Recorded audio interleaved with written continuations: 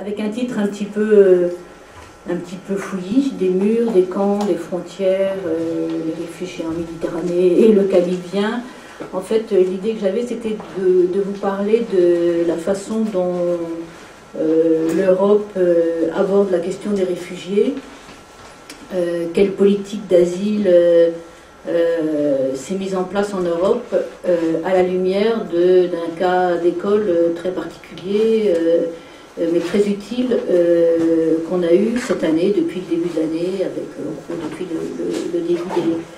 des révolutions arabes.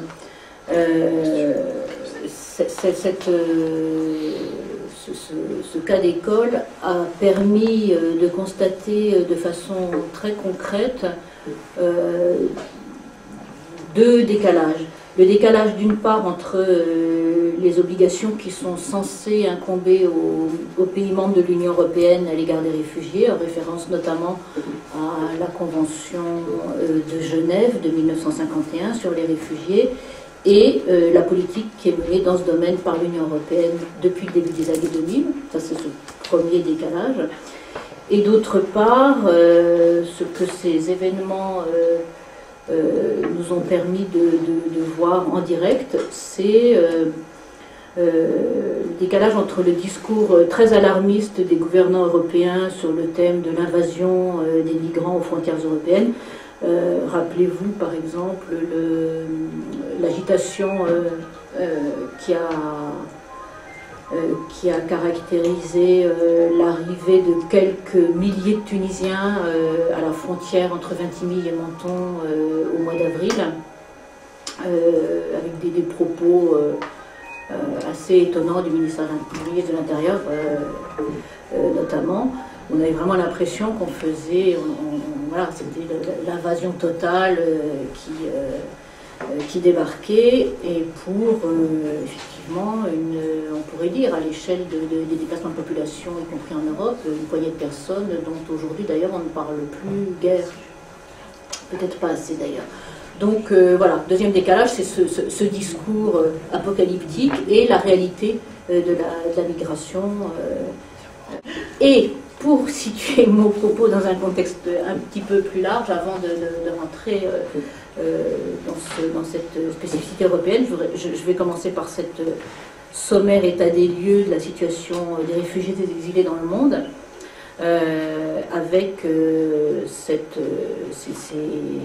ces estimations du HCR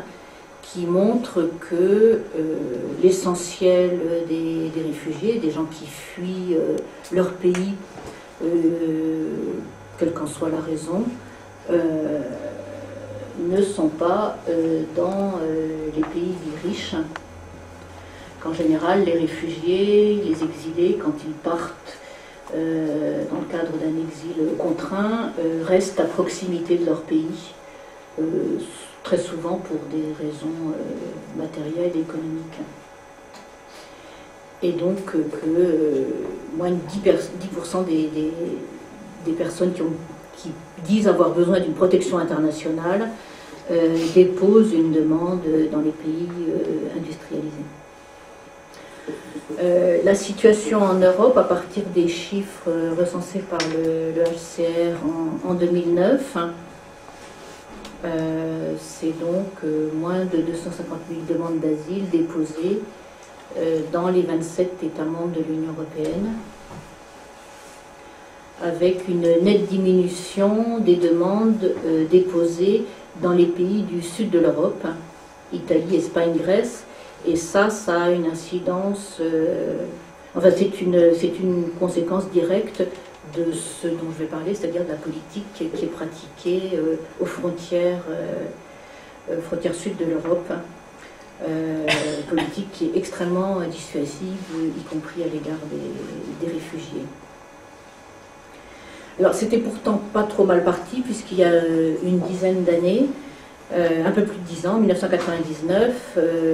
le Conseil européen, les chefs d'État et de gouvernement, avaient décidé de mettre en place un régime d'asile européen commun, fondé sur l'application intégrale et globale de la Convention de Genève et sur le principe de non-refoulement qui est inscrit dans la Convention de Genève, qui consiste à ne pas repousser a priori la demande, la possibilité pour quelqu'un qui dit avoir besoin d'une protection internationale de déposer une demande d'asile. Donc on ne repousse pas quelqu'un qui se présente aux frontières avant de savoir, avant de lui avoir laissé l'opportunité de demander une protection dans un des pays signataires de la Convention de Genève, et tous les États membres de l'Union européenne sont signataires de la Convention de Genève. Donc en 1999, l'Europe décide de mettre en place un régime d'asile européen commun, et 10 ans plus tard, ça n'avait pas beaucoup avancé, puisque le commissaire qui était à l'époque chargé des questions d'immigration et d'asile, Jacques Barrot, défendait devant les États membres l'idée qu'il fallait absolument définir une stratégie européenne commune dans le domaine de l'asile avant 2012. Donc on en était déjà à plus de 10 ans de discussions. Plus de 10 ans de discussions au cours desquels un certain nombre de textes ont été adoptés, des textes législatifs européens qui définissent ce que devrait être le régime d'asile commun, mais qui ne sont pas vraiment mis en application, puisqu'il n'y a aucun consensus entre les États membres sur ce que serait une vraie politique d'accueil des réfugiés. Et en fait, très loin des objectifs qui étaient affichés en 1999, d'avoir un régime fondé sur l'application intégrale de la Convention de Genève et sur le principe de non-refoulement, il s'est avéré qu'au cours de ces 10 années, l'Europe est devenue de moins en moins accueillante pour les personnes persécutées. Et c'est d'ailleurs le haut-commissaire des Nations Unies pour les réfugiés qui le dit quand il souligne qu'il y a de plus en plus d'obstacles à l'entrée du territoire européen, avec comme conséquence que nombre de personnes en quête de protection n'ont pas d'autre choix que de recourir aux passeurs et aux trafiquants pour franchir les frontières. Et quand on regarde l'évolution de la demande d'asile au cours des 20 dernières années, on voit bien l'illustration de cette fragilisation des conditions d'accueil des réfugiés, il y avait presque 700 000 personnes qui avaient pu déposer des demandes d'asile en 1992, et ce nombre était tombé à 260 000 en 2009, alors qu'il faut le souligner, dans la même période, le nombre des États qui composaient l'Union européenne était passé de 12 à 27, c'est-à-dire avec quasi plus du double de pays, on a moins de la moitié de demandes d'asile déposées. Comme la période n'est pas marquée, la période 2000-2009, enfin non 92-2009 pardon, n'est pas marquée par une réduction notable des causes d'exil, des raisons pour lesquelles les réfugiés partent de chez eux. Il faut chercher ailleurs les raisons de cet effondrement, et la principale raison, c'est une politique extrêmement dissuasive qui est menée par l'Union européenne, qui se manifeste à 3 niveaux. D'une part, un dispositif législatif théoriquement conçu pour l'accueil des demandeurs d'asile et le traitement efficace des demandes qui sont déposées dans les États, mais qui témoigne, quand on le regarde d'un peu près, d'une volonté d'évitement et de contournement de la demande d'asile. D'autre part, et peut-être surtout,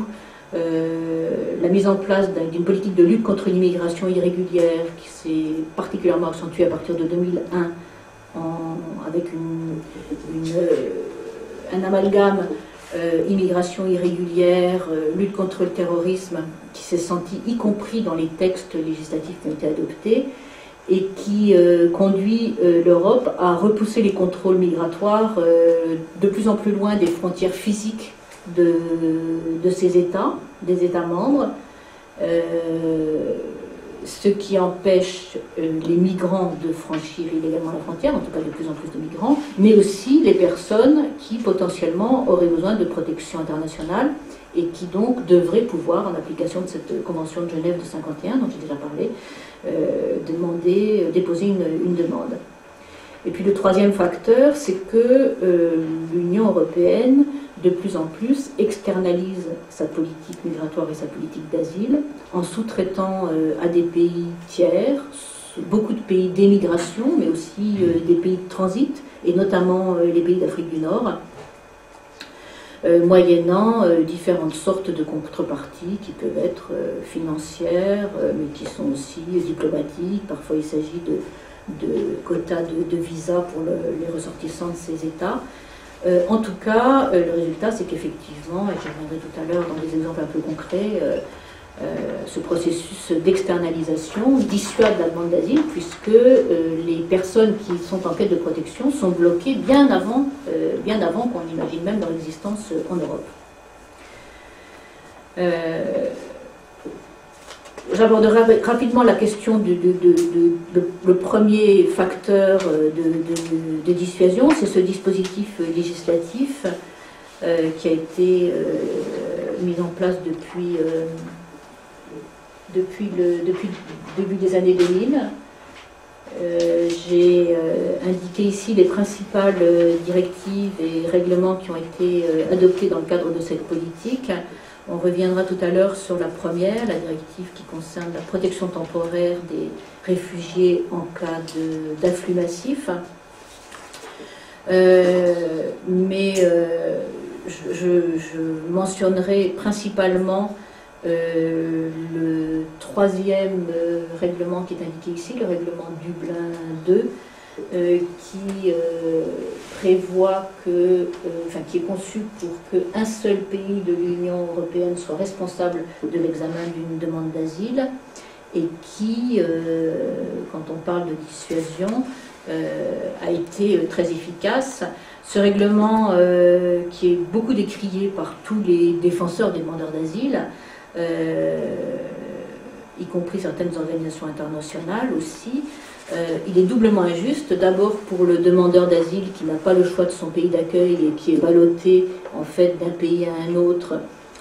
jusqu'à ce qu'on trouve le pays responsable de sa demande, sans qu'il ait son mot à dire. Mais il est aussi très injuste pour les pays excentrés,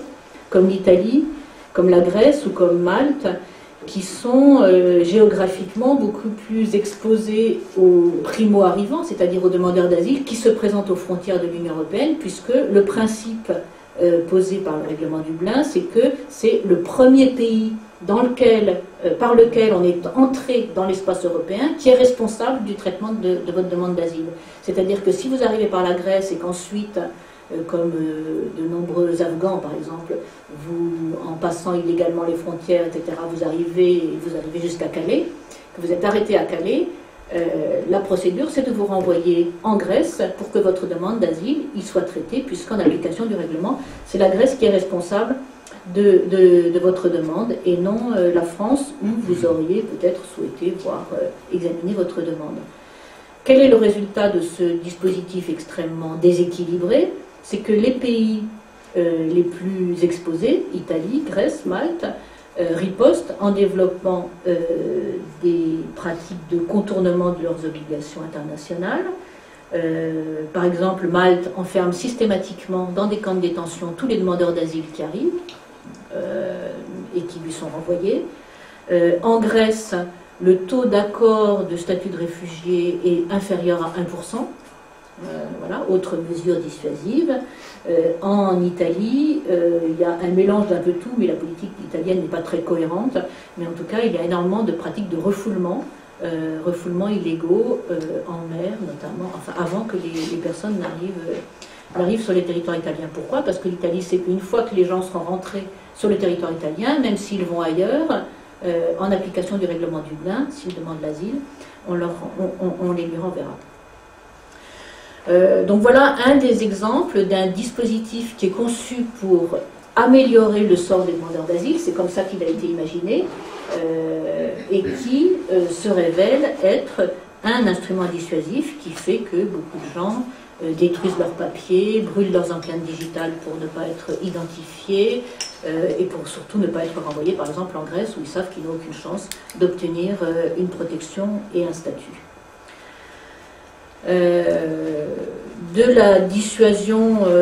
relève aussi la banalisation du placement en détention des demandeurs d'asile. J'ai parlé de Malte qui pratique cette détention de façon systématique. C'est aussi le cas d'un autre pays de l'Union européenne qui est aussi en Méditerranée, c'est Chypre.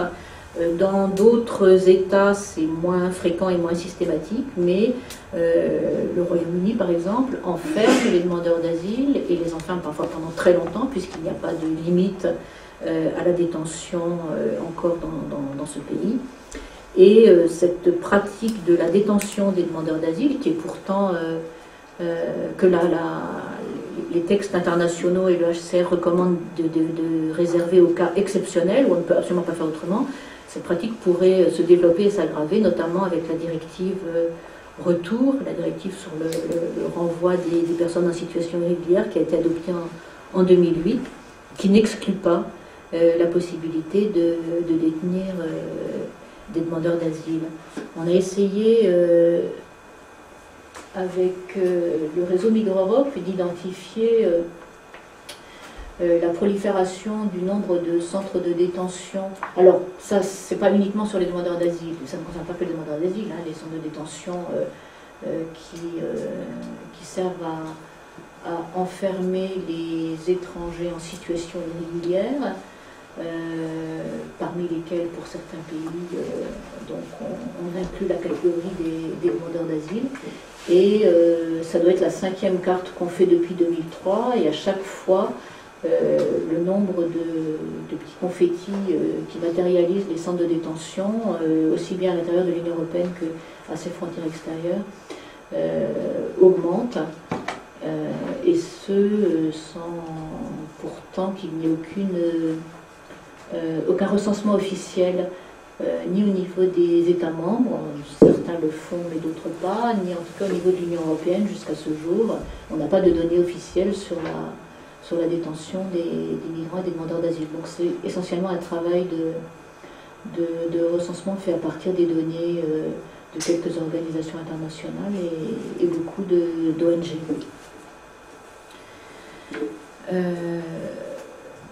Donc le deuxième volet qui fait que la politique d'asile, que l'Europe n'est pas accueillante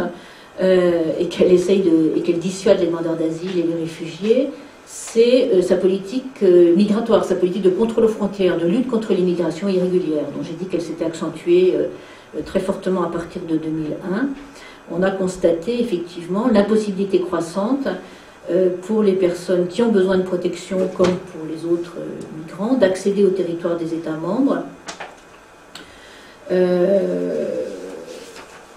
avec un processus de mise à distance des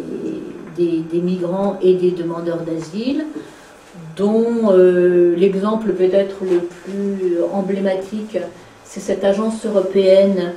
des frontières, Frontex, dont vous avez peut-être entendu parler, qui a été mise en place par l'Union européenne en 2005, qui est opérationnelle depuis 2006, qui est dotée d'un budget assez important et en constante augmentation, et dont la tâche est de protéger les frontières européennes contre l'immigration irrégulière. Le problème, c'est que à l'intérieur de cette entité immigration irrégulière, il y a des personnes qui migrent irrégulièrement, certes, mais qui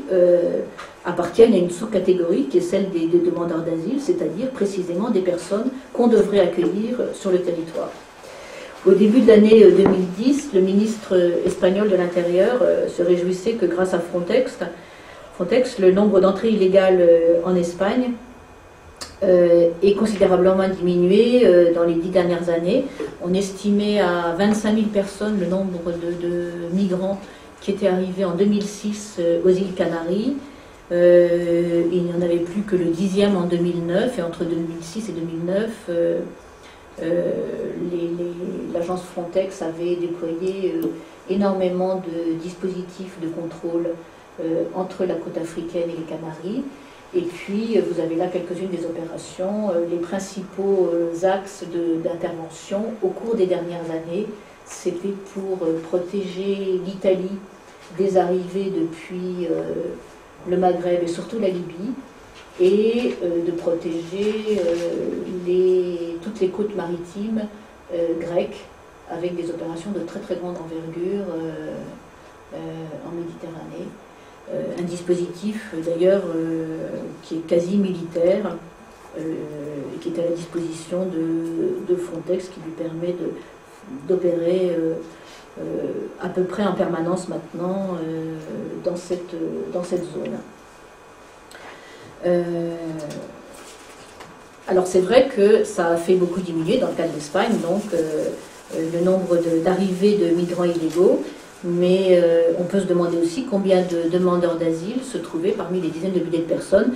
dont les petits bateaux ont été repoussés vers les côtes mauritaniennes et sénégalaises au cours de cette période, et ce qu'elles sont devenues. C'est une question que les ONG ne sont pas les seules à se poser, puisque le Parlement européen, déjà en 2008, demandait que le mandat de Frontex inclut l'obligation expresse de respecter les normes internationales en matière de droits de l'homme, ce qui est quand même assez paradoxal pour une agence qui est une agence européenne et qui est donc censée répondre aux exigences en matière de droits de l'homme qui sont celles de l'Union européenne. Et notamment, le Parlement s'inquiétait du traitement des demandeurs d'asile lors des opérations de sauvetage en haute mer. Puisque Frontex fait des opérations d'interception de migrants qui sont souvent appelés sauvetage, et d'ailleurs parfois salés, c'est pas forcément faux, les bateaux sont parfois en très mauvaise posture, sauf qu'au lieu de les sauver en les prenant au bord, ils les sauvent en raccompagnant les bateaux, ou en les reconduisant jusqu'à leur terre de départ.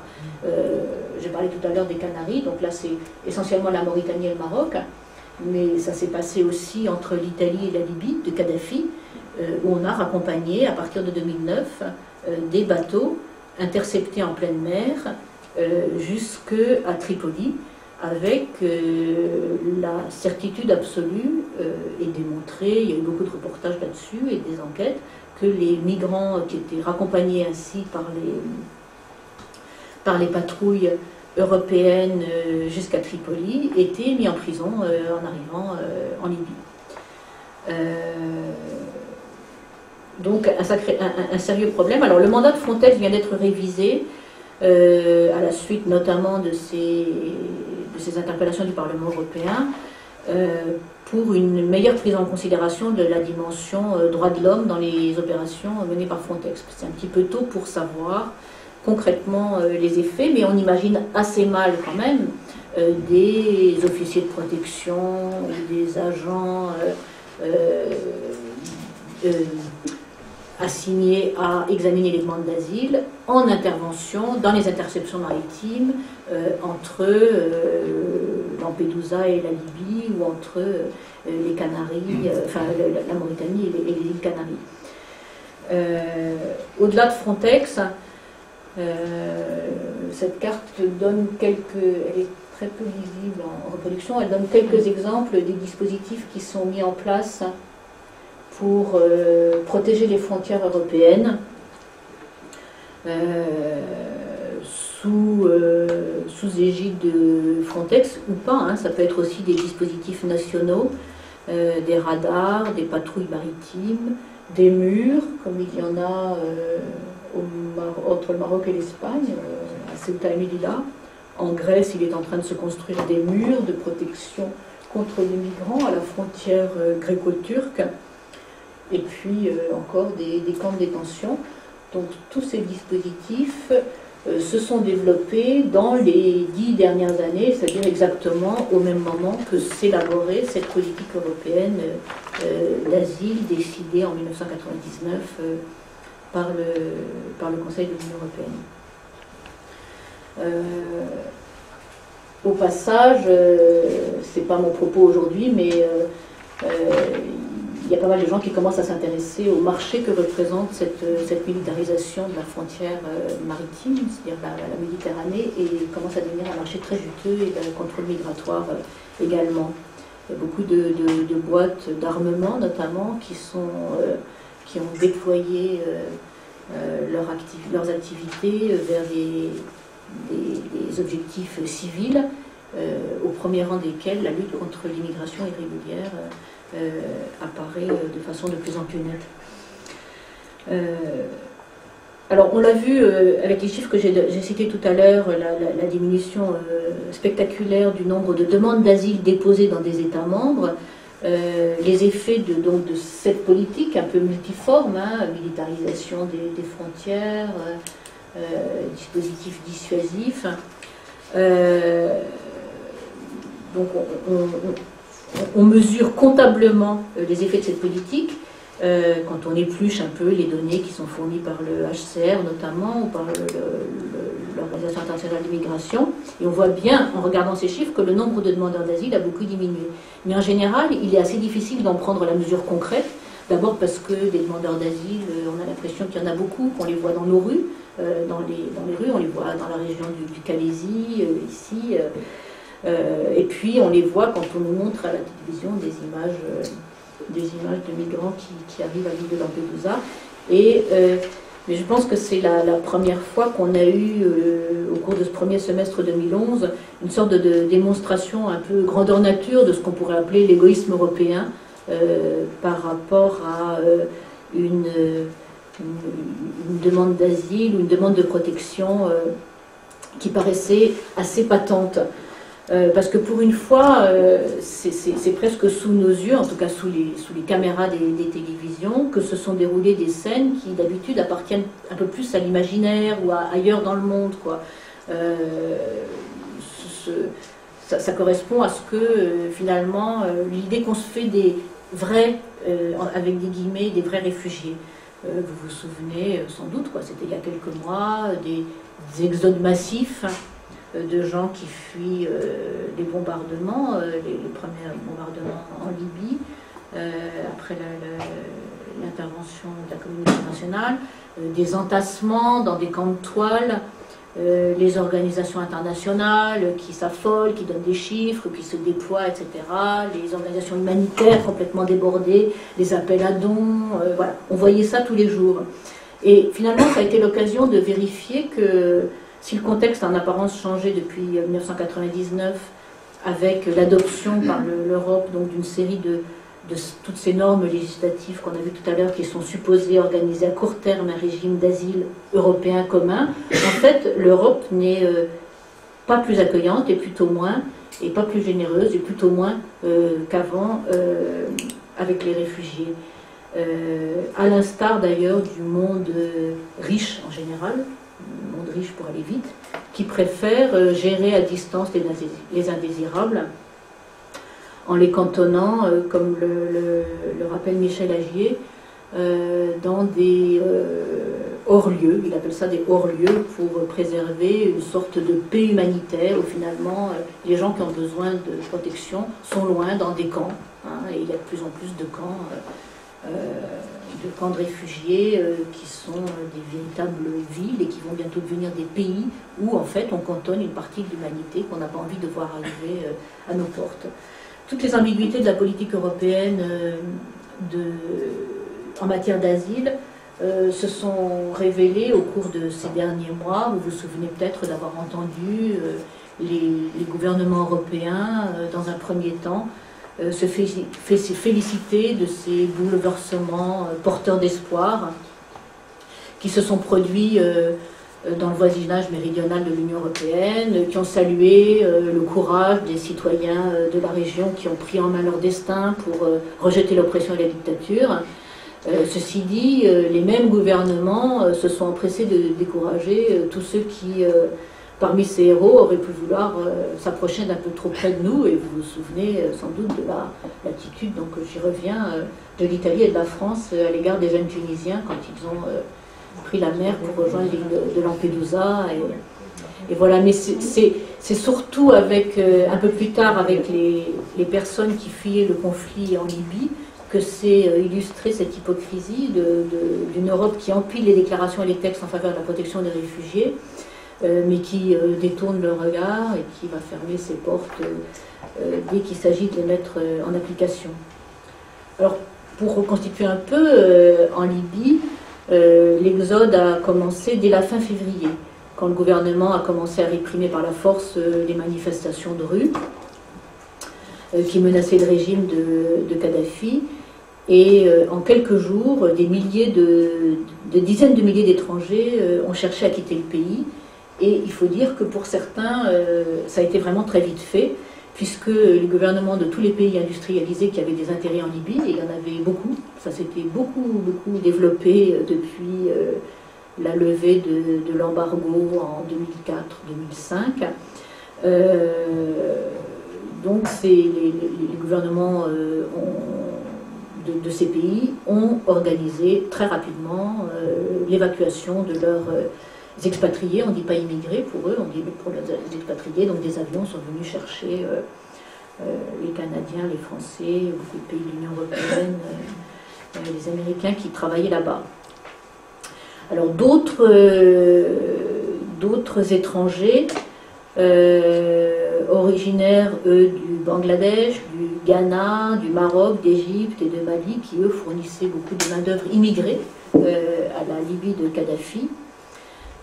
ont cherché à fuir aussi, mais les gouvernements ne sont pas venus les chercher, et donc ils sont partis essentiellement vers la Tunisie. Au début du mois de mars, déjà, 100 000 personnes avaient franchi la frontière tunisienne. Et là, une fois arrivés en Tunisie, ils étaient pris en charge par l'Organisation internationale des migrations, par le Haut Commissariat des Nations Unies pour les réfugiés, pour être rapatriés dans leur pays d'origine. Donc ça s'est fait pour la plupart des nationalités, des ressortissants de pays qui souhaitaient retourner chez eux ou qui pouvaient le faire. Mais pour une troisième catégorie, aucun retour n'était envisageable. C'était des personnes qui, depuis plusieurs mois, voire parfois depuis plusieurs années, avaient quitté le Darfour, l'Érythrée, la Somalie, l'Éthiopie, l'Irak, plus récemment la Côte d'Ivoire et d'autres pays en guerre, et qui étaient en Libye, parfois depuis longtemps, parfois avec l'espoir de passer ailleurs qu'en Libye, mais en tout cas la Libye était devenue une terre d'exil temporaire. Pour d'autres, ils avaient du travail et ils avaient l'intention en tout cas d'y rester.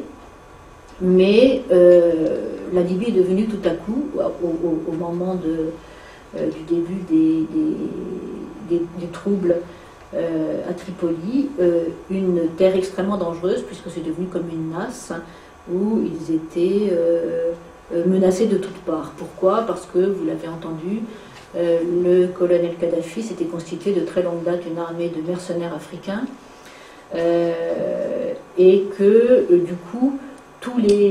beaucoup de subsahariens, de ressortissants subsahariens qui travaillaient dans le pays, qui n'étaient absolument pas mercenaires et qui ne faisaient pas partie de qui n'avaient pas du tout été enrôlés, ont été soupçonnés d'appartenir à cette milice et ont été la cible d'agressions qui ont contraint beaucoup de gens à rester terrés chez eux. Et on était en contact à Mid-Europe et pas mal d'autres organisations ici avec des Africains, notamment d'Afrique de l'Ouest, des Ivoiriens beaucoup, et puis aussi quelques Érythréens, qui nous disaient qu'ils ne savaient absolument pas quoi faire et qui appelaient à l'aide parce qu'en fait ils n'osaient même pas sortir dans les rues de Tripoli de peur de se faire arrêter, de se faire lyncher, de se faire emprisonner, mais ils voulaient absolument quitter la Libye. C'était une situation très difficile qui a été prise en main comme ils le pouvaient par le HCR, qui avait tout à fait conscience qu'il s'agissait là de réfugiés qui étaient finalement des doubles réfugiés. Ils étaient réfugiés parce qu'ils avaient quitté leur pays où ils craignaient des persécutions, et une fois arrivés en Libye, à partir de février, ils étaient de nouveau extrêmement menacés et sans aucune issue, y compris même pour sortir, pour rejoindre la Tunisie, comme certains avaient voulu le faire. Donc certains ont quand même réussi à rejoindre la Tunisie, d'autres ont essayé de rejoindre la frontière égyptienne, où l'accueil a été un peu moins à bras ouverts que dans les premiers temps à la frontière tunisienne. La plupart du temps, en Égypte, ils n'ont pas pu rentrer, et donc c'est constitué à la frontière libyo-égyptienne un immense camp à ciel ouvert, mais vraiment à ciel ouvert parce que ils n'ont le droit, et j'en parle au présent parce que ce camp n'est toujours pas fermé, dissous, ils n'ont le droit de ne rien construire en dur, et même les abris de toile doivent être les plus précaires possibles pour qu'il n'y ait pas de tentative d'installation durable dans cette zone. Il reste encore beaucoup de personnes que le HCR n'arrive pas à évacuer. Et pour tous ces gens, la situation n'a fait que s'aggraver à partir du moment où les avions de la coalition internationale ont commencé à bombarder Tripoli. Et parce que à ces flux de migrants étrangers en Libye qui sont partis vers la Tunisie et un peu vers l'Égypte, mais d'autres pays aussi, se sont ajoutés des flux de Libyens qui fuyaient à leur tour leur pays. Selon l'Organisation internationale des migrations, 346 000 personnes avaient quitté la Libye à la fin mars, et plus du double à la mi-septembre. La majorité a été accueillie en Tunisie, dans plusieurs camps qui ont été mis en place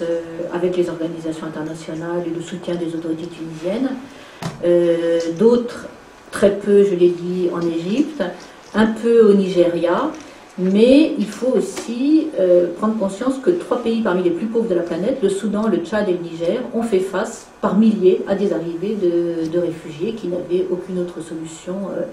de point d'accueil. Et l'Europe, dans tout ça, le 20 avril, très conscient de des difficultés extrêmes qui étaient en train de se poser pour les pays d'accueil, notamment la Tunisie, le HCR a lancé une initiative globale de réinstallation solidaire pour inviter les États industrialisés, à contribuer à la réinstallation des réfugiés en provenance de Libye. La réinstallation, c'est un très ancien système de protection mis en place par le HCR qui consiste à réinstaller, donc, comme son nom l'indique, des personnes qui ont trouvé un premier pays d'accueil qui n'a pas la capacité de les garder durablement. Donc, un premier havre quand on part, voilà, on est à Tripoli, on arrive en Tunisie, mais visiblement la Tunisie n'est pas en capacité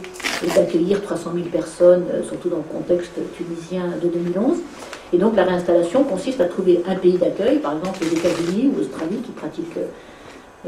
pas mal ce système. Et au terme d'un arrangement avec le HCR, des personnes sont évacuées donc, de ce premier pays d'accueil vers le pays de réinstallation. Ce programme exceptionnel demandé par le HCR aux États a très peu fonctionné. Et en tout cas pour ce qui concerne l'Union européenne, ça vaut le coup de relever les propositions d'accueil qui ont été faites par les États membres. Après beaucoup d'hésitation, la Belgique a accepté de prendre en charge 25 Érythréens et Congolais, parmi les 6 000 personnes qui se trouvaient encore au mois de juillet au camp de Choucha. 6 autres pays de l'Union européenne, le Danemark, la Finlande, l'Irlande, les Pays-Bas, le Portugal et la Suède, ont fait aussi des offres d'accueil pour un total, donc, à 7 pays, 394 places. Ça, c'était au mois de juillet. À la mi-septembre, seuls les 25 qui allaient en Belgique et les 130 qui étaient destinés à aller en Suède étaient en processus de réinstallation. Pour les autres, le processus n'avait pas encore commencé. On a discuté avec le HCR, ils disaient que c'était extrêmement compliqué parce qu'il fallait établir des papiers, etc. Donc, enfin, ils étaient toujours à la frontière tunisienne, enfin à la frontière tuniso-libyenne, dans des conditions qui sont régulièrement d'ailleurs dénoncées, qui font l'objet d'alertes par le HCR parce que la situation est extrêmement difficile pour des dizaines de milliers de personnes qui restent encore entassées dans les camps, et aussi du côté égyptien, comme je le disais tout à l'heure. Alors voilà, 394 places offertes par des pays européens pour accueillir une partie, donc une toute petite partie des quelques 800 000 personnes qui ont fui la Libye depuis le mois de mars. En réalité, le nombre de réfugiés qui sont effectivement arrivés en Europe est bien supérieur à ces 394 personnes, puisque le HCR toujours estime qu'à peu près 27 000 personnes ont gagné les côtes italiennes depuis la Libye et près de 1500 sont arrivés à Malte. On reste quand même très loin des proportions bibliques. Je ne sais pas si vous vous souvenez du terme qui avait été annoncé par un ministre italien, je crois que c'est le ministre de l'Intérieur, qui a dit qu'on était face à un phénomène biblique, ces arrivées de migrants. Donc 27 000 personnes. Dans son rapport de visite qu'il a fait en Italie au mois d'avril, le commissaire aux droits de l'homme du Conseil de l'Europe avait calculé que les arrivées de migrants en Italie liées au conflit libyen représentaient 2% du total des réfugiés qui avaient fui le pays. 27 000 personnes, ça reste très faible aussi au regard des flux de migrants qui entrent irrégulièrement dans l'Union européenne et qui sont recensés, enfin évalués chaque année, puisqu'on ne peut pas les recenser vraiment. À titre de comparaison, les chiffres qui sont fournis par la Commission européenne concernant les arrivées dans l'Union européenne d'étrangers en situation irrégulière montrent que la proportion de ceux qui arrivent par les côtes sud, par la mer, qui sont donc les plus visibles, vraiment qui est très spectaculaire, est inférieure à 10% du total. Pour vous donner une idée, en 2009, il y avait eu 55 000 interceptions maritimes donc de migrants pour 570 000 arrestations de migrants qui franchissaient illégalement les frontières terrestres. Donc, c'est pour insister sur le fait qu'il y a vraiment une focalisation, une visibilité très grande de ces migrants qui arrivent par la mer, mais que c'est une proportion infime par rapport au flux qui arrivent en Europe. S'agissant des 27 000 personnes qui ont débarqué en Europe depuis la Libye, on ne peut bien sûr pas parler d'accueil en Europe parce que ces réfugiés ont débarqué sans autorisation, à l'issue d'une traversée pénible et souvent périlleuse, et malgré les dispositifs qui ont été mis en place en travers de leur chemin.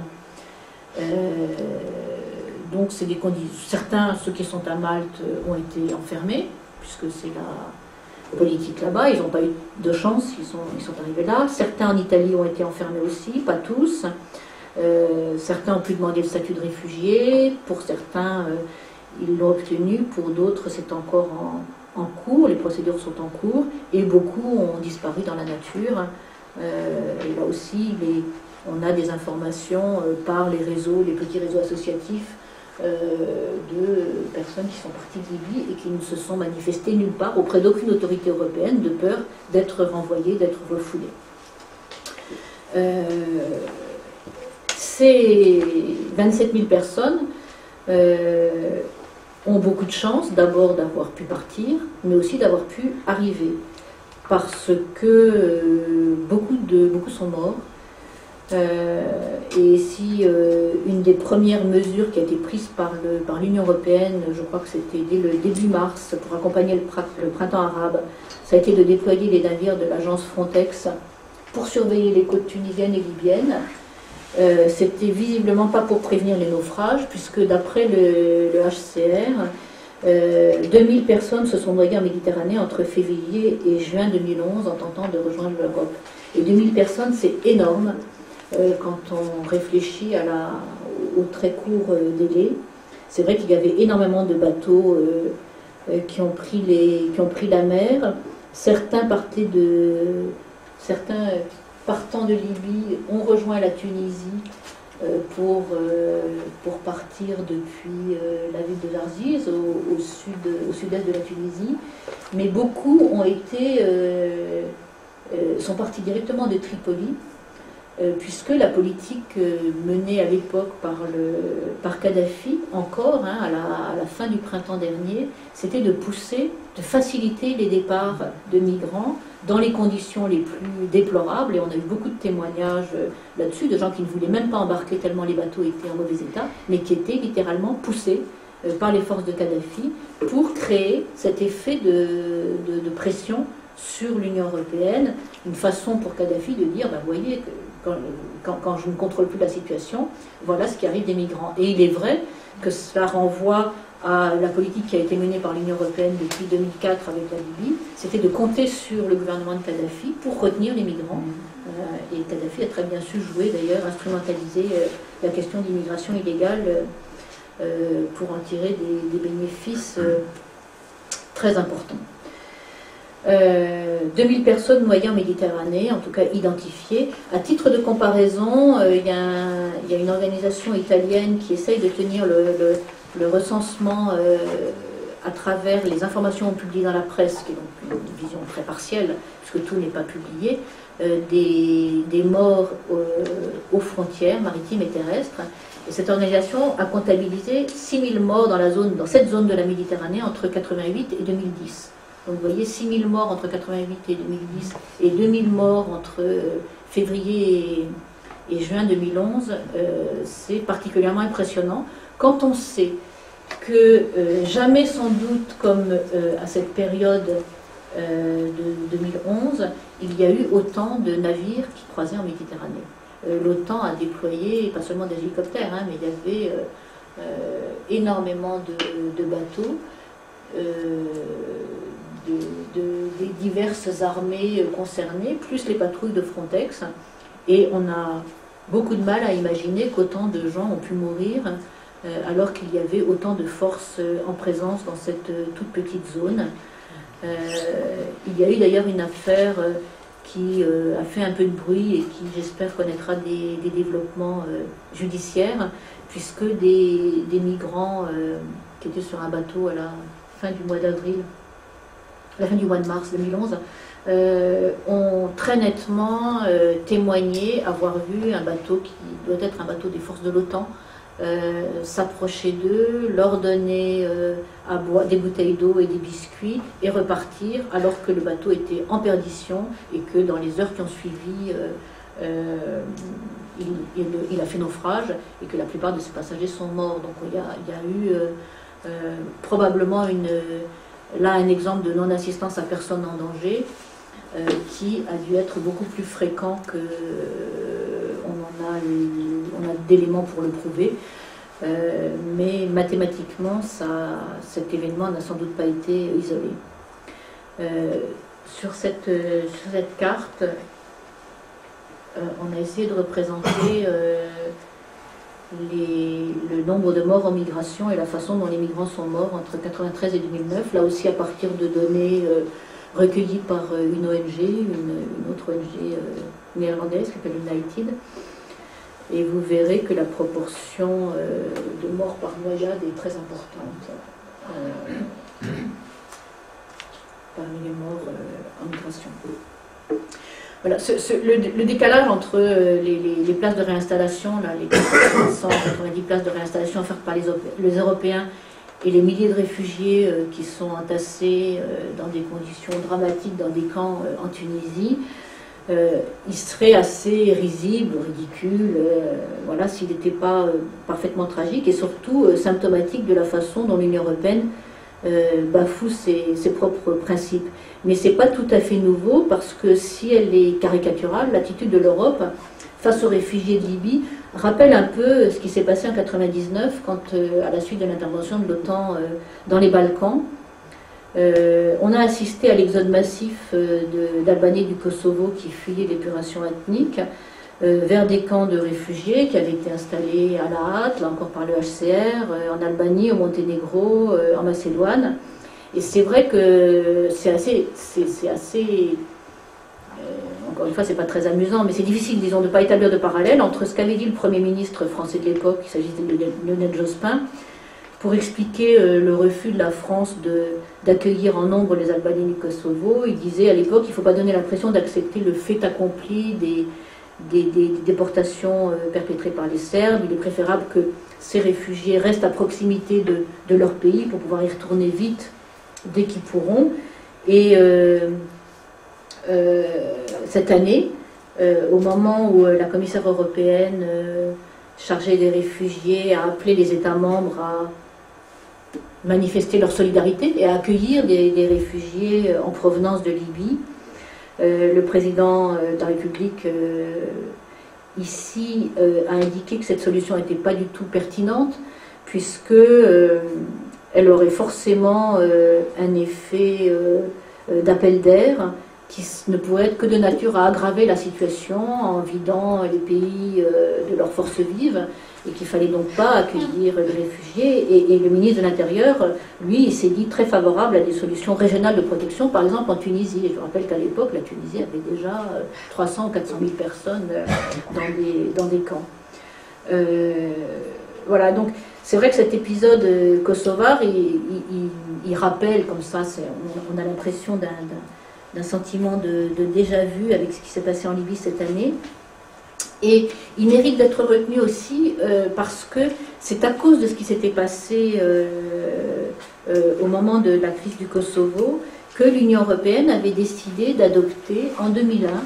une directive sur la protection temporaire qui visait à accueillir des réfugiés en cas d'afflux massif de personnes déplacées en provenance de pays tiers qui ne peuvent pas rentrer dans leur pays d'origine. Donc l'idée c'était de ne pas leur appliquer d'examen individuel de situation et d'accorder simplement parce que venant d'un pays de toute évidence en guerre, en conflit, ils avaient besoin d'une protection temporaire, on avait dit d'une durée d'1 an, qui serait réévaluée au bout de cette année de transition. Alors, il y a une histoire de définition de l'afflux massif. La directive, elle s'adresse aux situations d'afflux massif. Dans la directive, l'afflux massif est défini comme un nombre important de personnes venant d'un pays ou d'une zone déterminée, que leur arrivée soit spontanée ou organisée, par exemple dans le cadre d'un programme d'évacuation. On se dit que cette description, cette définition correspond assez bien à la situation libyenne. Il y avait un nombre important de personnes venant d'un pays déterminé ou d'une région, et ils arrivaient spontanément ou dans le cadre de programmes d'évacuation comme ceux que voulait organiser le HCR. Et d'ailleurs, non seulement les ONG étaient assez favorables à cette solution, et l'avaient dit, mais le HCR il était tout à fait favorable. Le Parlement européen s'est prononcé pour le déclenchement de cette directive, du mécanisme prévu par cette directive, et la Commission européenne également. Rien, a priori, n'aurait empêché les pays européens d'organiser l'évacuation rapide des personnes qui avaient été identifiées par le HCR dans des camps de réfugiés. Alors, je dis ça, c'est important parce qu'on a souvent l'argument, ah oui, mais c'est dangereux parce qu'on ne sait pas qui il y a peut-être des terroristes, surtout dans ces pays-là, donc on ne sait pas qui va faire venir dans des prises en charge collectives. Là, il y avait le label HCR qui permettait d'avoir une relative confiance dans la population qu'on faisait venir. Il se trouve que pour être déclenché, le mécanisme prévu par la directive sur la protection temporaire doit être décidé à l'unanimité des États membres, c'est-à-dire 27 chefs d'État et de gouvernement. En 2011, pas un seul ne s'est déclaré favorable à cette solution. C'est pas seulement la France qui a trouvé que c'était une mauvaise idée, mais pas un seul État n'a dit que ce serait une bonne idée d'utiliser ce document, cette directive. Voilà ce que disait le Conseil sur la situation le Conseil de l'Union européenne sur la situation en Méditerranée. Voilà comment il analyse la situation. L'urgence humanitaire en Libye atteint des proportions inquiétantes. L'Union européenne et les États membres ont mobilisé de l'aide humanitaire et sont résolus à continuer d'aider la population en Libye, ainsi que les personnes qui franchissent les frontières, en coopération avec le HCR.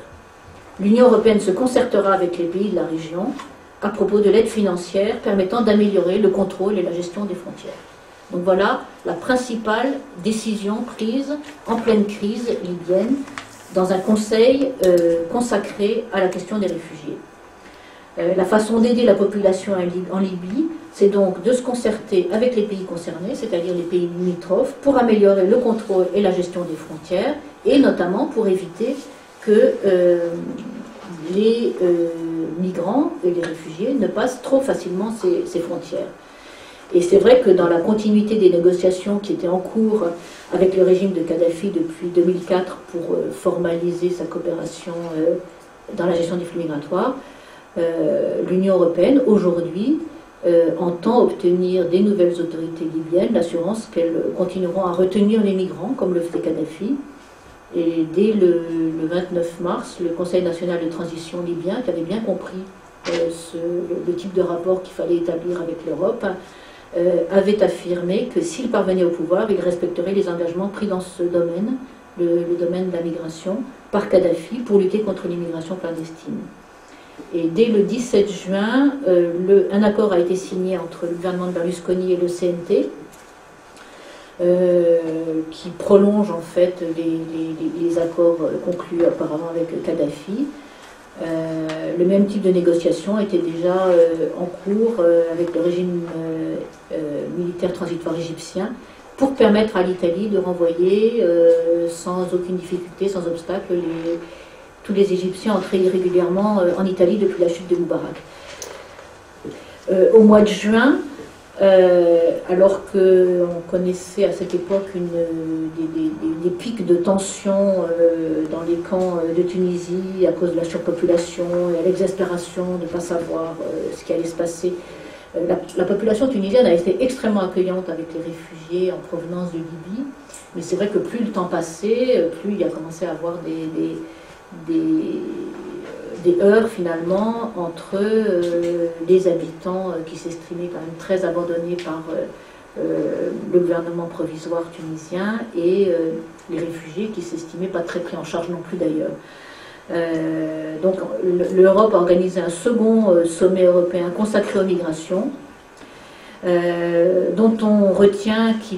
que le Conseil a noté que les événements ont mis à l'épreuve la politique d'asile européenne. Alors on ne sait pas trop comment parce que quasiment personne n'est arrivé en Europe, mais voilà. Et que face à la situation difficile à laquelle sont confrontés certains États membres, le Conseil européen réaffirme la nécessité d'une réelle solidarité à l'égard des États membres les plus touchés par les flux migratoires. C'est pas spécialement à l'égard de la Tunisie ou de l'Égypte, à l'égard des États membres les plus confrontés. Et vis-à-vis des pays du voisinage méridional et oriental, il faut se dépêcher de conclure des nouveaux partenariats pour gérer la mobilité dans un environnement sûr, afin de traiter les causes premières des migrations. Alors ça, c'est le type de féminisme très spécifique du langage européen, qui consiste à dire il faut qu'ils restent chez eux, et traiter les causes premières de l'immigration, donc on va conclure des accords pour qu'ils restent chez eux. Autrement dit, les dirigeants de l'Union européenne, encore aujourd'hui, n'analysent la crise libyenne et ses conséquences qu'en termes de difficultés pour les États européens et de gestion des migrations. Et ils continuent à écarter, contre toute évidence, les instruments classiques de protection des réfugiés, qu'il s'agisse de mesures d'urgence, par exemple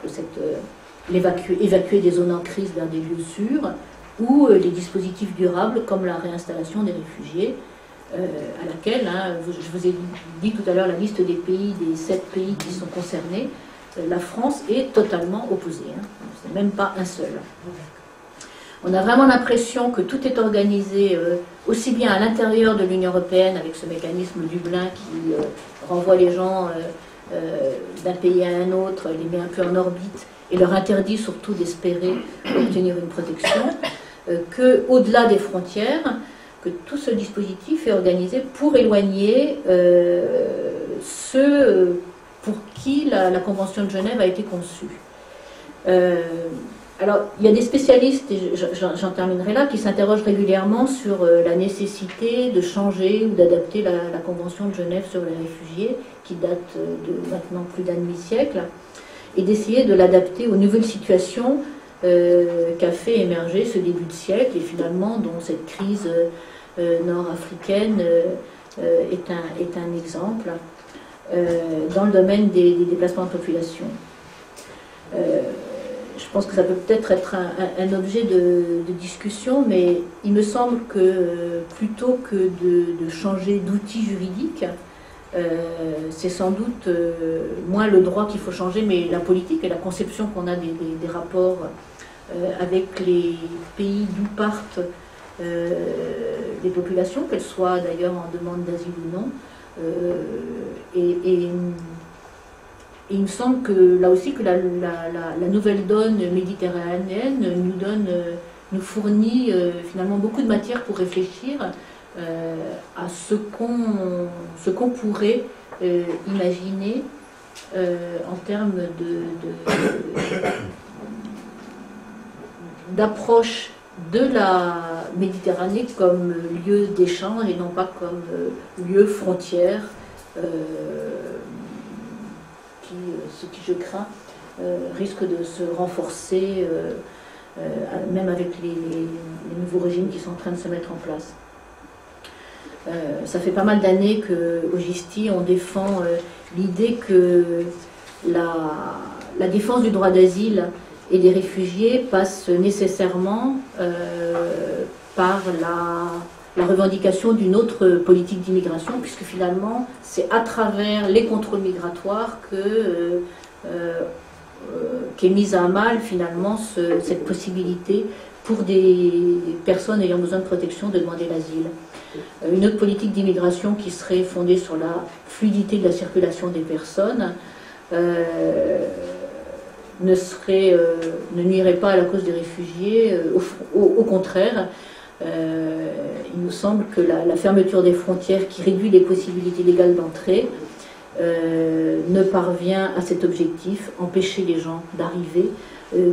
qu'au prix de la violation des principes fondamentaux. Et encore une fois, cette crise de cette année nous en a donné des exemples très concrets et particulièrement dramatiques sur lesquels il faudrait méditer avant que ça recommence, et ça nous appartient à tous. Et c'est vrai que cette obsession de la lutte contre l'immigration clandestine conduit les pays développés à inventer de plus en plus de dispositifs. On en a montré quelques-uns, c'est un peu l'objectif de notre réseau Migre Europe que de les identifier.